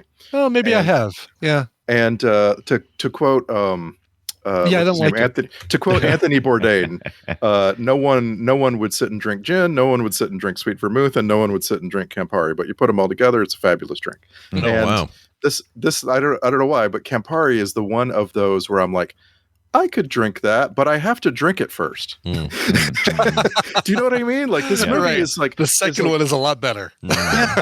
I actually think I could watch this movie again and not have all the problems that I did on the first watch. What if they did what if they did a sequel called 66 and it was a million years after this event where the earth is healing, dinosaurs are all dead in their catastrophic event, even though we have new data about that and it wasn't exactly the way they say. But anyway, we got some mammals to deal with that are a little rough. And a new guy, he's like, we never did find out what happened a million years ago to old Billy Bob there. Let's go see if we can check that out. This is a terrible idea. I think that's the problem. No one would want to know what happened a million years ago, right? No. I don't think. Yeah. No. Yeah. You're right. It'd have to be like the next year. They'd have to go, wait a minute, we lost them. 65.0001 or whatever it is. Yeah, something like that. I guess if you're getting Adam Driver back, it'd have to be a direct sequel and it'd have to be, going back or something. But that's dumb. accidentally left my daughter's picture on the planet. I didn't finish what I started. I gotta go back. Finish what I started. All right, let's do some clips, gentlemen. Oh, yes, please. Oh, sure. Yeah, I like some clips. Oh, sure, like Scott Fletcher says. That's good. I like that. I would swear that this opening bit where he's telling everybody back on his planet what has happened, he's getting his message ready. I could have sworn I was listening to Stephen Wright. And when you hear it, you'll hear it. All right? So check this out. This is the Zoic Charter 3703. If anyone receives this, I'm the only survivor of a long-range exploratory mission. My ship was struck by an undocumented asteroid belt. I believe the debris to be a small cluster from a much larger asteroid system. Tell me that doesn't sound like comedian Stephen Wright. So much like him. I keep waiting for Michael Madsen to hear "Stuck in the Middle with You" and start dancing to it. And his whole shtick is to be a downer, right? That's his whole shtick. Yeah. So interesting. Yeah, he's. I think you said something earlier, Dunaway. I think you're right about his. He'll always be best used as the mess. Someone's kind of messed up. Yeah, tragedy. Yeah, he's tragic. Broken, somebody broken. Yeah, That'll which be is his thing. it's great when you can pull it off. It's so interesting. Oh yeah, to watch. there's lots of opportunities. So Yeah. go for it. Do it. Here's some hardcore breathing. Trust me, not the first time that we're going to hear some breathing. All right. This movie was all about the hard breathing. Here you go. Okay, first breathing. I actually liked that. It indicates that the air is breathable, but not fully. Right? Yeah. Yeah, well, because it's So- it's a different. One would assume it's a Atmosphere, yeah. different mix of oxygen and everything. You could use that as, Brian, we've gotten some audio from your wife. For the first time you tried using the CPAP. This is what it sounded like. Oh yeah, this is Brian. He's also got the trope of the flesh wound. And and he's going to have more. There's more flesh wound tropes coming in this movie. Oh yeah. And he's got to somehow communicate that through only breathing. Oh yeah. Right. And I was ready for this movie to have him be a guy who just talks to himself, because I would. I would just be like, You wanted the Like, castaway. You I'm wanted all the full castaway. well, yeah, because I'm by myself, right? I may Yeah. as well. Is it somebody's got to I do the would. I talking. do this when my wife's out of town. I talk to myself. Yeah. Right. I do this when I'm driving between lift rides. I'm like, I could totally go for an Intajuice. Should I stop? No, I'm not going to stop. Oh, I got a ride. I like Okay. that you argue with yourself, not just talk to yourself. I do. my favorite I was part. going to talk to Wendy about this when we have our next Therapy Thursday as a man. follow up to get our in-head voices. I think that's your healthy. roommates. I Yeah. think that's Thank very you for healthy. Talking to us about it, I think it's very healthy, and you Yeah, me should too. Continue. Yeah. I do as well. Yeah, nothing wrong I with have it. no problem with it. Yeah. Be social with yourself. Exactly. Here's some more breathing.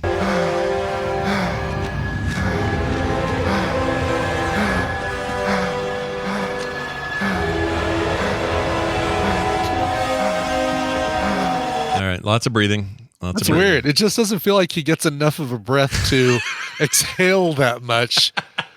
Like it's almost like he's gonna run out of air because he's spitting out way more than he's taking in. Yep. I You're not wrong. actually like that's one of my favorite things because I like to always attribute these idiosyncrasies to the actor trying to understand the character in their situation, and I feel like Adam Driver was thinking about the character, and he's like, oh, I think this is how he would behave. This would be like one of his things he would have to do. I like to think that. I like to think that the director didn't tell him, yeah, like you're struggling breathing like a Also, fish out have of you water. seen his pecs? He's got a lot of breathing under there. Look at those things. Yeah. That guy. Woo. Marine pecs. All right, here's here's him making a weird noise. All right. I That's thought the poison berries Yeah. trying to see Right. once Stomach. again, if she could just speak the universal all language, yeah, American English, sure. Yeah. he could have just said, don't eat those. It reminded me of Do you we though. think that, oh yeah, totally. Totally done away. Yeah. Do we think that Adam Driver's good with kids? I'm not sure. I think he's good with kids. I think it played off pretty well here. He seemed like I think he did pretty good at that. I really felt like he genuinely had a dad vibe where he was The stuff with his daughter on the beach, that felt pretty genuine. I like that. Yeah. But later on, he was awkward later on. Yeah. But that part was just total done away. That's just something you would do. Something I would totally do. Yep. And I have done. This is interesting. This is not audio from your mom, Ibbett. This is audio from the girl who you took to prom. Oh, wow. I can't imagine how you found her. Wow. Well, she was weirded out by, she asked you a question. She says, what is our date? Like, give me, what is the structure of today's date? She wanted to know what was happening. And this is your answer. We must climb all the way to the top of the mountain. Wow. You're hardcore on your dates. You're really What was the prom theme that year? It's really just that the restaurant, this is the only place I could get a reservation because I waited too long, and it's Cliff's barbecue cabin, and it's only available at the top of a mountain. Sounds so but good. we had a nice little view with our Was that your breathing as well? Yeah, that was my breathing. That was your breathing. Yeah. That's also the breathing after the meal from the meat sweats. Right. Yeah, climbing back down the mountain. Climbing back down after eating all that barbecue. I would go to Cliff's barbecue lodge thing. That sounds great. Oh my That god. sounds really good, right? Yeah, Yep. The Clip Barbecue Club. This movie has a two shits moment, so here's that. Shit. Yeah. So now Actually, it's got a three shits moment. There's one part where he goes, shit. Yeah, but Oh, she really? didn't. But she didn't reply to his shits. Then she just learned shit. And that was one of those. Again, this tropey moment of the one that doesn't know English is suddenly going to learn just by the swear word. And oh boy, that's still one more shit than I gave about this movie. Yeah, that's a lot of shits. All right, he's tired. I wrote. I don't know what that means. I'm tired. I'm just tired. I'm saying I'm just tired. I may have edited those closer to each other. I do like that you did that. So good. It was so good. I'm tired. Here's a erg sound. All right. That's a fun one. Here's some more breathing. She's breathing too. We got a little dual breathing. All right. Wow. No, don't get any ideas here. Let's see. Here's you got more breathing. It's just nonstop breathing. Oh, so much breathing. Here's some stuff about sleeping. Sleep. Sleep. You're tired. Sleep. You're tired. No, just sleep. that's how we got here. Is you're sleeping. Your sad nap is how got us on this stupid place. That's right. Now, one of my favorite things, actually, truly, about the movie was some sound effect use, and I liked this. This was the sound of those perimeter things going off before he found the thing in her throat. So here you go. Like this kind of shit. It gets louder. Yeah, I love it. I like stuff like that. Yeah, that's sci-fi as F. Yeah, love it. Well, and it's also straight out of Jaws. Like that is a Jaws ripoff through and through. Yeah. Jaws and the alien, the first alien with Dallas and the, the perimeter as the things getting louder and louder and the whatever's approaching is getting closer. Oh, I thought that was Aliens that was in. Did they do that in the first one? I don't remember. Well, it was, when it was Lambert was watching it's right on top of you, Dallas. Yeah. And yeah, that's right. They used it so much in the second movie, I forget they even broached it in the first one. Yeah. Yeah. Because the second one, everyone had one on their gun. It was like, burp, burp, burp, burp, the whole time. This sleeping thing bugs me, right? Like this was right. So it makes a little sense. This is right after he had a dislocated shoulder, right? So right. He needs to get a little rest. But they make it pretty established early in the movie that they have 12 hours to get to their escape pod, and to spend some of that sleeping just struck me as bizarre. Yeah. Right. But he's tired, A little weird. I know he's tired. I got it. I heard. I don't know. There was something about that I heard. They definitely told us, right? They definitely told us. They pounded it into us that he was tired. All right. Her fake language was just, I hated it. Here it is. Mondolet, mountain, Talvalik, Shudak, Dubrasnu, Koa. You need sentence structure in your language. Straight out of Fifth Element. It is. It totally is. Yeah. I figured out which language it was. Was it real language or was it? No, it's else? fake. It's fake. Esperanto. Bingo, bongo, dingo, hango. Like there's no, give me some sentence. Give me a structure. This right there is where I conclude that Prey was such a better movie and you should watch Prey instead of this. Oh, Prey, the Predator Yeah. movie, Prey. Prey, Yes, that was so good. It was real good. It's got some Emmys coming up. Emmy nominations. Not till next year, though. Yeah, that's true. Trachtenberg doing well. All right, here's the not sure why he's yelling so angrily, I wrote. So here's that. I mean, he's yelling her name, but because he's on the other side of a little rock blockage. Almost on the verge of saying Mortal Kombat. It kind of Mortal Kombat. It does. You know what it reminds me of? Oh my god! It reminds me of this. Nice. That's what these guys in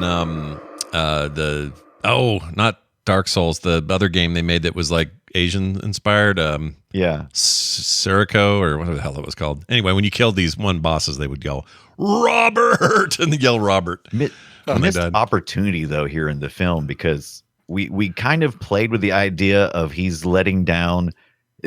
Things are out of his control again, right? That's one of the things that we're trying to deal with in this movie for his character. Things are out of his control. He's doing the best he can to save whoever he's trying to save. Yeah. And they didn't really play it well. His emotion there was very reflective of what the character is feeling, but we never got to go along with him. And that was too bad. No. By the way, I got a new toilet, and I'd like you guys to hear what it says to me now. Because you know a lot of these toilets have voice control and all that stuff now, these fancy Japanese toilets. And this is what this one says to me now. Catastrophic asteroid detected. Yeah, they know what's coming. Yeah. I'm about to Maybe leave you laser that thing off while you're down there. Yeah, cut that thing in half. We're going to have a problem if you don't. Let's see. More breathing. Yeah, that's a good one. Oh, you guys, hold on. More breathing. That's good. Yeah, more. Usually I have to pay $2.99 a minute for this, so it's good to get it for free in Film Sack. Yeah, no kidding. All right, here's half a yell. All right. That was it. Stop short. Yeah, because she found him. And then a good roar sound. I think this was good here, so I'll play that.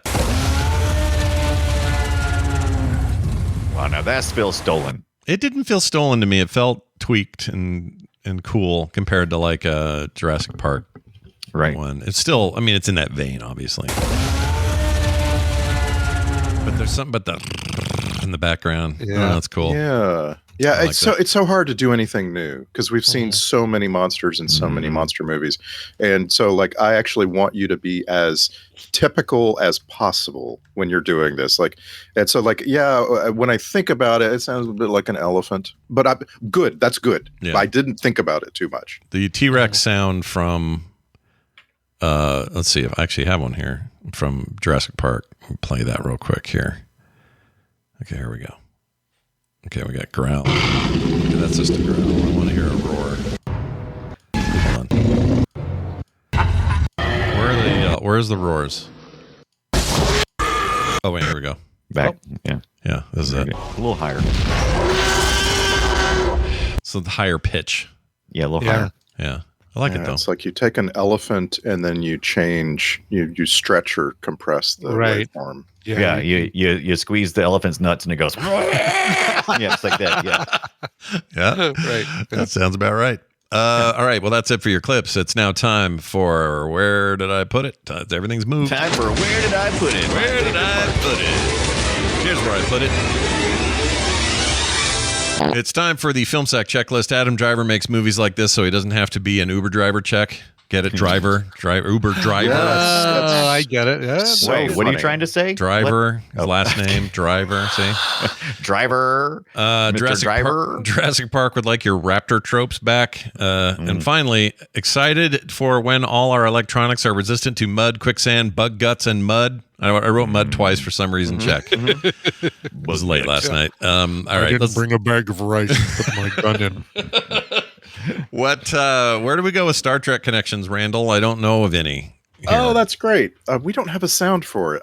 Every time I'm like waiting for you to like play something. We should do something. I don't know what I could play. I'll come up with something. You need a wharf or something, saying something to smart ass. I got lots of wharf. You have the Wana or something. Or what about the bosun's whistle? Ooh, anyway, that's good too. Yeah. Yes, we do have connections, but I want to be clear. They were all behind the scenes. None of these actors have ever been in any Star Trek. So I went ahead and pulled three behind the scenes people who these are the three who also they have something else in common. So Clint Schultz is a costume illustrator. So that's the person who draws out what they're going to look like, right? Mm-hmm. And then Michael Kaplan is a costume designer, which I think means they actually sew fabric, right? They actually take the illustrations and make them into a costume.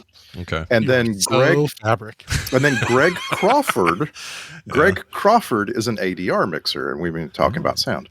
All three of those people worked on this movie as a graphic designer, ADR mixer, and all three of those people worked on both Star Trek 2009 and Star Trek Beyond.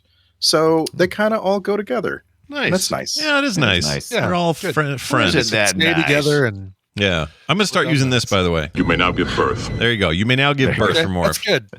All right. So that's our new. You may now give birth. That's starting today, 12 years into the show. Bam. Finally have a sounder for Star Trek Connection. I'm sorry, 12? I think we're coming up on 14. 14, yeah. Forget about this 12 bullshit that I'm talking about.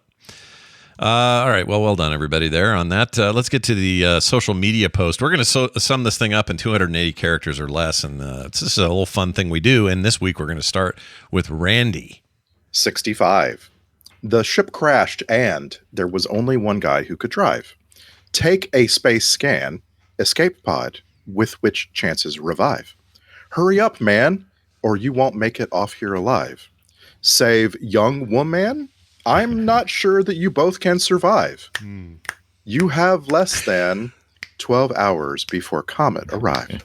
we should get some beatnik music. I know when you start one man, when you said one man, I was like, oh god, I'm gonna need to start I snapping. do have some bongos upstairs, just too far out of reach. Yeah. Love it. Also, Brian Dunaway has one. 65, like a movie shot on a budget of $45 million, knowing good and well they ain't going to make that money back. Hashtag Dino Dung Heap. Dino Dung Heap. Dino Dung Heap. I'd play that PlayStation 1 game. That sounds fun. Yeah.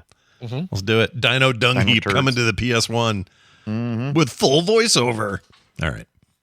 Let's go now It's to a Unix Mr. system. Brian Ibbett with his. 65. Ground control to Major Schnoz. Hashtag Young Gramona. Rude. Young Gramona. I think I just said Gramona, didn't I? I said Young Gramona. Oh, Young Gramona. Sorry. Young Gramona. My Gramona. So they filmed this. They filmed this thing in Ireland and in Oregon And in Louisiana, yeah. I'm not seeing. Oh wait, yeah, they're in the. That's where they did all that swamp shit down there. Yeah. I just feel like there was something about it. I was like, there's something about this that feels like a recent Film Sack movie, and then I realized, Cocaine Bear. It looks a lot like Cocaine Bear. Okay. Yeah, which they also filmed down there, didn't they? Cocaine Dinosaur. I should have watched that. That'd There be we great. go. Yeah. Cocaine-a-raptor.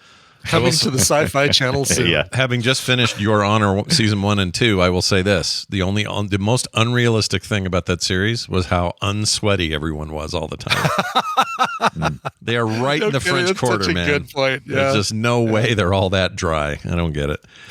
And wearing full-on suits and I think when you live down there, like when your body gets used to the humidity, you can survive down there without all the sweats. It's when you visit. It's when you're from another place and you go there. It's like, ugh. Yeah, it's true. You acclimate, I guess.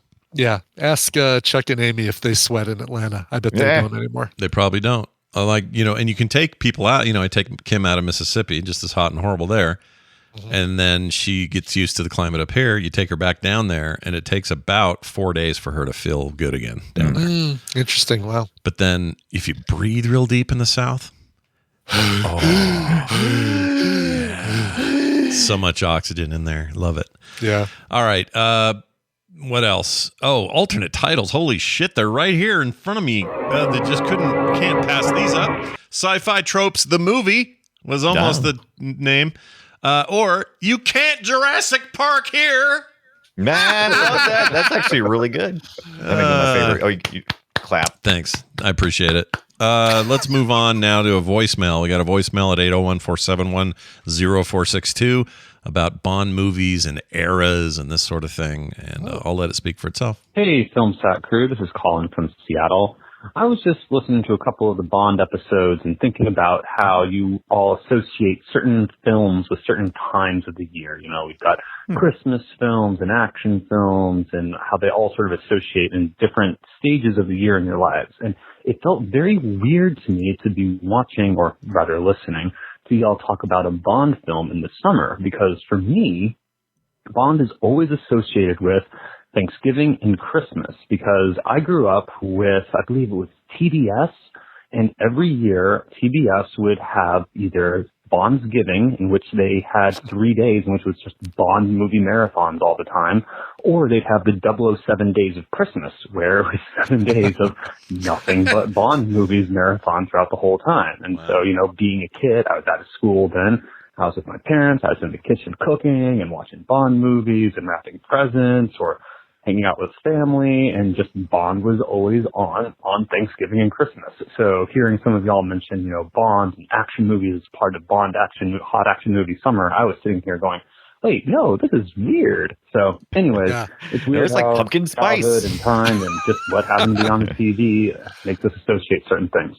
Love the show, y'all. Keep it up. Thanks. It's an interesting take. I don't associate Bond with any holidays. I remember the Thanksgiving Bond thing, but I don't remember the Christmas stuff. But I do remember that being a thing. Yeah, and for me, go ahead. For me, it's about the films themselves. So like all of the first, 10 Bond movies, the people making those movies had a boner for Jamaica or the Caribbean. So like, since they were constantly going to the Caribbean, I was just always thinking of sunny and palm trees and, that's summer. It's and it's really just because that's where they wanted to go on vacations. Like, should we film this in Antarctica? No, how about the Bahamas? Yeah. That and they had to have ladies in bikinis, right? That was Right. Yeah. That's the rule, son. Listen, Spies Like Us, watching Donna Dixon climb out of that parka. I think you can totally make something work with cold weather gear. Yeah, cold weather. Absolutely. That is almost entirely my memory of that movie. I remember nothing else. Yeah. Did we ever? It's a great memory. Yeah. We talked about sacking that forever. Did we finally do that one? I thought we did sack it, but I don't think so. I never remember correctly. We talked about it forever, but I wasn't sure if we ever. We can look it up. Spies Like Us, real quick. Nope, we have not seen Spies Like Us. So I guess we just forgot after a while, but we used to talk about that a lot. Oh, we gotta watch Spies Like Us. The only movie we've seen with spy in it is a movie called The Accidental Spy in the titling. Oh yeah, some Jackie Chan. Jackie Chan. Yeah. 2015 we did that. Oh, I picked up Drunken Master on VHS the other. Of course you did. Of course you did. Yeah. Weirdo. Right. That's a perfect VHSer. I've been following your TikToks, and it's often Brian in a car going, I picked up these 3 awesome VHS tapes from something. That's right. So, did you get the original Drunken Master or the Legend of Drunken Master? Let's see. I think I got it's just the original, I believe. Yeah, just the original. Nothing sequels. better than that. Sorry. Yeah. That and this Excalibur film. This not what I thought it was. 6 Caliber? Excalibur? Excalibur. Oh, Excalibur. It's called but not the one that we did sack. No, I was very excited. I was at the thrift store. I found one. It said Excalibur. It's like sweet, and it's got the long sword, and it's got the right font and everything. And I was like, oh, cool. But this kind of looks weird. It's like a red box for the most part. And I flip it over, and I'm like, Teacher's Pet. This is not Excalibur Films. Oh, they did Debbie Does Dallas. Oh, I'm like at the shit. thrift store, and Yeah. I'm like, so I had this whole crisis of like, I can't just leave freaking porn sitting here in the freaking crate for some kid to come over here and pick it up. Yeah, you're I'm doing like, your duty. Yeah. But I'm also like going, I don't want to go up there and have this conversation with these morons. No offense to the morons. But yeah, so Yeah, no offense. I just picked it up, shot my TikTok, and threw it in the green dumpster as I was walking into work. Oh, good. So you're not gonna bring it to the Tadpool meetup. No, don't do I wasn't, but now I'm going back to work and getting it out of the green box. It's at work in the trash can at work. Yeah, man, just shoot. What's somebody to be going through the trash at work looking for porn? Yeah, it'll be fine. You'll be fine. It'll be fine. Yeah. If it gets weird, let us know. We'd like to hear. I wanted to get it out of my hands as quickly as possible. All right. Yeah. It's Yeah, like I get it. Yeah, Check this out, though. You know what's crazy about the original? I know we've seen it here. We've seen Excalibur, but you forget the cast in that. Helen Mirren, Liam Neeson in one of his first roles, Gabriel freaking Byrne, Patrick Stewart, Karen Hines. These are amazing actors, and they're all started in that shitty movie. Shitty movie. They should remake Excalibur. Well, they have, I guess. They've made lots of King Arthur stuff and all that. Yeah. But before we leave Jackie Chan too far behind, does anybody want to sack Hidden Strike? I do that. I'm down with anything called Hidden Strike. I don't even know anything else about it. That's you sold it. Yeah, I mean, is it new? Is it old? Yeah, this is brand new. Just hit Netflix like 2 weeks ago. Also stars John Cena, Jackie Chan. Word is it's very bad, but I would watch that's it. the word. Yeah. Oh, well, great. Word is Brian likes very bad. Yeah. Yeah. I think it'd be worth seeing. John Cena's, having a moment, so it's weird that he would have taken time to do something shitty. Jackie Chan, I feel like we haven't heard from in a bit, although he's the voice of what's the name of the rat in the Teenage Mutant Ninja Turtles? Splinter. Yeah, he's the new Splinter. That movie's just nothing but raves. Everybody's like, I've got to go see that. It's got a lot of hot. Did you like my enunciation of the word splinter? I did. I love that whole thing. That whole discussion was pretty great. Give me a break, Brian. I'm very tired. I'm tired. I'm just tired. We're tired. Very tired. I'm tired. This looks so good. I can't wait to see it. The new the Ninja Turtles look awesome. Oh my gosh, it does. That's an Alamo Drafthouse big screen movie for me for sure. You got to do that. All right, that's it for our voicemails. Here's a quick text from someone. Same phone number they called and left this text, or they didn't call. They texted it anyway. Hey Sackers, he says this is from. Let's see. It doesn't say his name. Just says where he's from. Anyway, in college, I had an instructor in my audio production class tell us that movies could only be a single genre. And although films have had elements of other genres in it, the main focus could only be in a single genre: action, drama, comedy, horror, or whatever. We had an interesting time debating him on this without success. but I figured it would be a cool discussion possibly for you guys. Yeah. Cheers from sunny and hot California. We talked about this last week, or this came from that discussion. We were talking a little bit about, how you mix genres and when it's done well and not and whatever. Mm-hmm. But it could be interesting as a roundtable discussion at some point. Sure, as one of our bonus episode topics. I like that. Just to say, here's a spoiler. I think your professor was wrong there. I do too. Yeah, I do too. But Ben, I would love to actually hear more arguments that how they lost that debate. Right. Well, easy. All you got to do is be against someone who doesn't change their mind. Yeah, it's a power dynamic. It's a power dynamic. He's the professor, you're the students, probably. Right, exactly. So that's all it takes. Sure. That's all it takes. Yeah, but arguments, I would like to actually hear more arguments about why people think that that's true, that they can only be a single genre, because I feel like I'm missing something. Now, you could argue that it's better if there is only a single genre. If you think it's more marketable, maybe there's some pros and cons, but I don't think you can argue that it's a fact. Well, even as I'm reading these ones he listed, which aren't even all of them, but he's listed action, drama, comedy, horror, whatever. I have seen plenty of comedy horrors. I've seen plenty of drama comedies, and I've seen plenty of action horror, action comedy, and action drama. So, and I don't want to do the entire topic episode here right now, but it just illustrates that art comes in different layers of complexity, right? Mm-hmm. So painters do have a specific definable style, and a painting definitely has a specific definable style. You look at a painting and you say, oh, I'm looking at abstract, I'm looking at an impressionist. Sure. And then you go to music, and there are absolutely genres, but there are, you have the space in music to mix genres a bit, right? And you can get your hip hop in my, pop.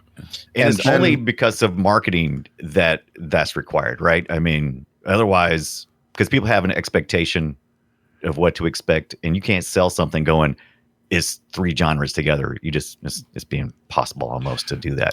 Yeah. Right. Or you just basically say, well, there's not just red and blue, but there's also purple. So, so comedy horror is its own genre. How about as this? You could being a hybrid of 2. You can only have chocolate ice cream or vanilla ice cream or strawberry ice cream. No, you can have Neapolitan.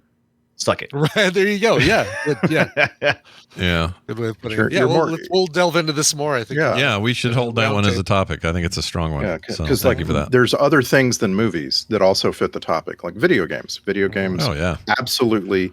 We have a history of them being in their own little genres, and then the genres all getting mixed up. And that's interesting. As the complexity grows, so does the mixing, I think. So we'll talk about it.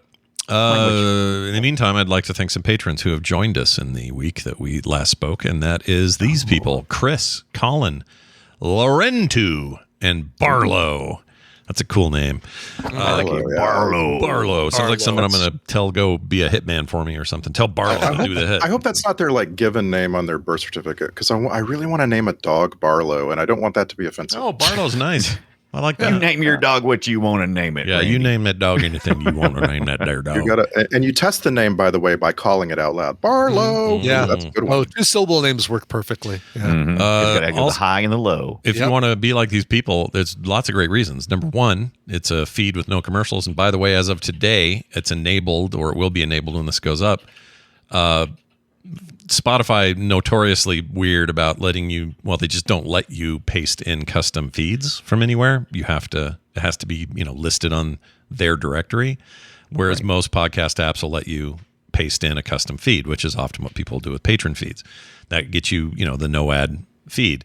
The problem is they've never done it. Well, they've got some deal now with Patreon where they will sync them up and you can find your stuff on their network, but it will be your special feed that you'll only get access to if you're a patron. So anyway, it seems complicated. It really isn't. It just means you'll find them on Spotify now. So if you're a Spotify user, good news. The commercial-free feeds will now be there. You don't have to use some other secondary app or something.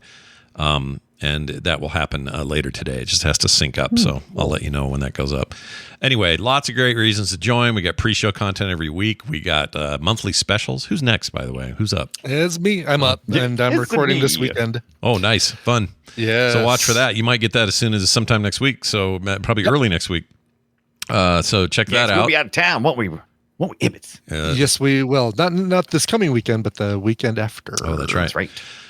You also get movie-related art prints in the mail from me, other great monthly benefits that can be yours, but you simply must go to patreon.com/filmsack to sign up and become one of our supporters. Thank you guys so much for everyone who is already in there. Our next film is going to be another sci-fi epic. This one actually good, Edge of Tomorrow. Are you sure? Yes. We'll see. I saw this. Well, we have a round table before that, though. Oh, I thought it's the other way around, right? Isn't it? Oh, you're right. You're right, because we'll be gone. Oh, right. In whatever order you would like to do it. Yeah. Edge of Tomorrow's next weekend, and then the way we're recording it is a little screwy, but right. Exactly. So anyway, Edge of Tomorrow is next week. Here's the thing. I saw this kind of recently, maybe in the last month, which I'm fine with because I'm happy to watch it again. It is as good as the 2 times I saw it in movie theaters. I love this movie. To me, this is a movie that can do no wrong. It's awesome. Spoiler. I can't wait to see what everyone thinks. I love Edge of Tomorrow. Yeah, we'll see. I mean, the opinions may differ. My guess is we all enjoy it. It's just too good to. I don't know. Yeah. We'll see. When I saw it in the movie theater the second time, I witnessed an old lady barf on her chair. That was fun. Oh, wow. Yeah. Nice. Yeah. This improved? Yeah, it was right. gross. This improved or subtracted from your enjoyment of the film?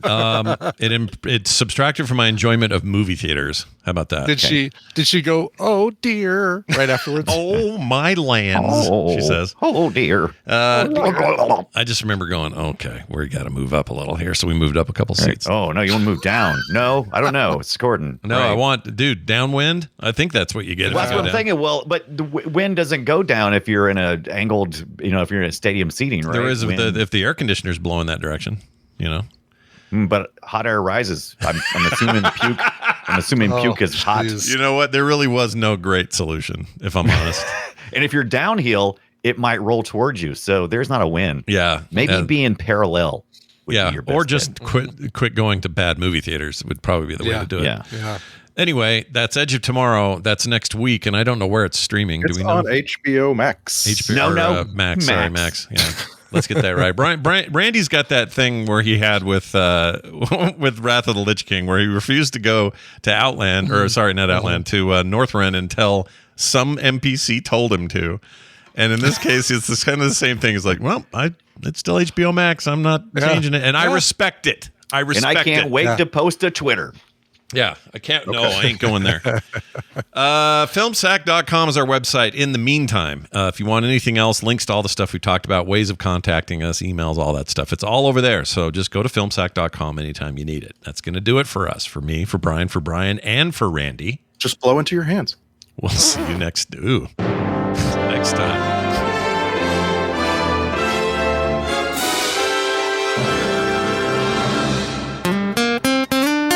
Get more at frogpants.com.